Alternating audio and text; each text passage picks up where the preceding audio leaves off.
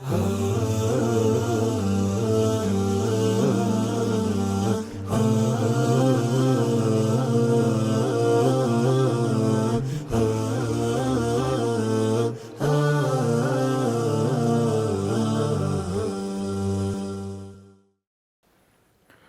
الله الرحمن الرحيم. إن الحمد لله نحمده ونستعينه ونستهديه ونعوذ بالله من شرور أنفسنا وسيئات أعمالنا. من يهده الله فلا مضل له ومن يضلل فلا هادي له، وأشهد أن لا إله إلا الله وحده لا شريك له، وأشهد أن محمدا عبده ورسوله. أما بعد، فإن أصدق الحديث كتاب الله، وأصدق الهدي هدي محمد صلى الله عليه وسلم، وشر الأمور محدثاتها، وكل محدثة بدعة، وكل بدعة ضلالة، وكل ضلالة في النار. أحبتي في الله، سلام الله عليكم ورحمته وبركاته. في هذا اللقاء أنا أذكر في حكم تعليق التمائم على السيارات وعلى الأولاد وعلى الدواب. وهذه هي من الأوائد الجاهلية التي نهى رسول الله صلى الله عليه وسلم عنها، وحذر أمته منها. اتخاذ التمائم التي يعتقد بعض الناس أنها تدفع العين وتمنع الضر، كلها من الشركيات لا تجوز شرعا. الرسول صلى الله عليه وسلم نهى عن هذا كله. يقول الله عز وجل: إنه من يشرك بالله فقد حرم الله عليه الجنة ومأواه النار وما للظالمين من أنصار. وبلغن كيا يروغ بابدو تنكيست وانتي وليفدامنو حكمي تمائما يوكان أسما وانجرمو أسما ساته همرر فمكمو وان أفتر الراسني نفيدا يوكا ركونا الرباسا يوكا موتو فايدا وهي نافدة جدي نمني يادو manatti rarraasanii, ijoolletti rarraasanii, horiitti rarraasanii, akkasuma sayyaaratti rarraasanii, konkolaatatti rarraafatanii, hundi isaatu shirkiidha, aadaa jaahiliyyaati, hin bakkaatu jechuudha gama shari'aatitti jecha. Naam, rasuulli rabbii sallallahu alayhi wasallam kana hundarraayyuu dhoorganii jiranii.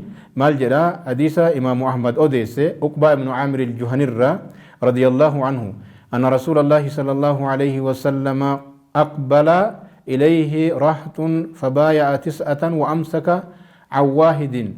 رسول ربي صلى الله عليه وسلم إسانت رفي نما سغلي كيسا نما كاوان أهدي قراني مبايع قراني تقومو اتريسا.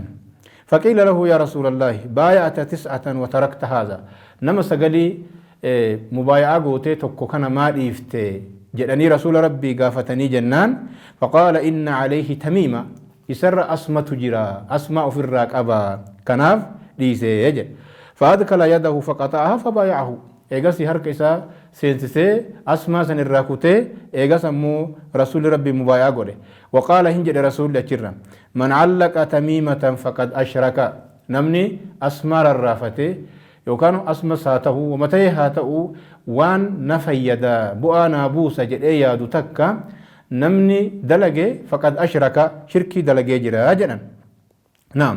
أكسم من اللي حديث عبد الله بن مسعود أوديس رضي الله عنه رسول ربي ترى أكجر قال: سمعت رسول الله صلى الله عليه وسلم يقول: إن الرقى والتمائم والتولة شرك. رقان وني نمني فتر الراس أسمان أكسم من اللي تولى جراني وني وفتر الراسني ركو نمر بافتي akkasuma ammallee waljibbaa jidduu namaa jirtu namarraa balleessiti jedhee namni yaadu hundinuuyyuu shirkiidha jedhan hadiisa sahiha. Akkasuma wanni kana keessa seenu wanti namni yeroo ammaa keessatti hawaadisa adda addaa nurraa dhoorgiti, rakkoo adda addaa nurraa baafti jedhanii sayyaaraa gubbatti rarraasuun, akkasuma ammallee ijoollee irratti rarraasuun, horii irratti rarraasuun inumaayyuu rakkoo irraa deebifti. Horiin akka bineensi hin nyaanne waraabessa irraa dhoorgiti, bineensa irraa dhoorgiti, leenca akka hin nyaanne irraa dhoorgiti jedhanii aadaan badduun warri jaahiliyyoota duraan dalagu sun bakkee hedduutti dalagamaa jirti. Kun hundi isaatu shirkirraa jedhamee ilaalama. Shirkiidha jecha. Kanaaf wanni kunniin hin tahanii. Naam. Wanni agartee rakkoo namarraa deebisu tokko illee hin jiru rabbiin malee.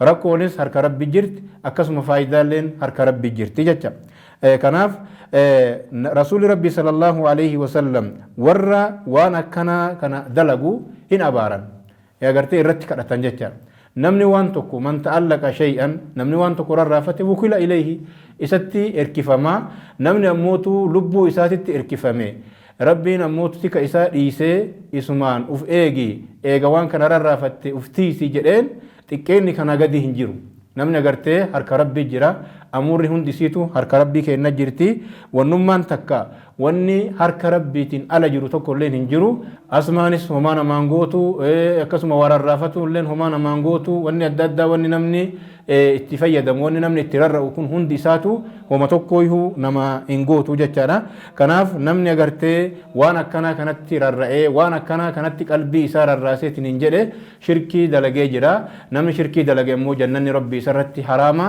kanaafuu asmaa rarraafatu waan adda addaa rarraafatuun haraama ufee irraa eeggatu barbaachisaa ammas ijoollee teennarraa illee eegu akkasuma qalbii teenna rabbi irratti tawakkula tahu waman yatawakkal ala allahi fahuwa hasbuhu kanaaf rabbiin keenna akki jedhu namni rabbitti erkate rabbiin isaaf gahaa jedha rabbiin agartee nuuf haa gahu wabillahi tawfiq wasala allahu wasallam wabaraka ala nabiyina muhammad وعلى آله وصحبه أجمعين والسلام عليكم ورحمة الله تعالى وبركاته